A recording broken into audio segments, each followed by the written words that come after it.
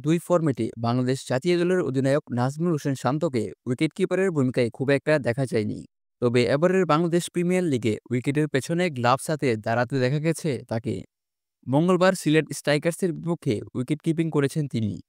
এর আগে স্বীকৃত ক্রিকেটে শান্তকে উইকেটকিপারের ভূমিকায় দেখা যায়নি বললেই চলে।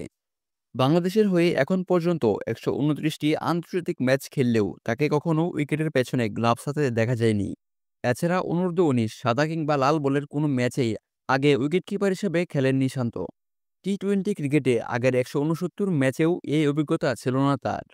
মূলত বরিশালের নিয়মিত উইকেটকিপার মুশফিকুর রহিমের চোট এবং বিকল্প কিপার প্রীতম কুমার একাদশে না থাকায় এই বাড়তি দায়িত্ব পালন করতে হচ্ছে শান্তকে।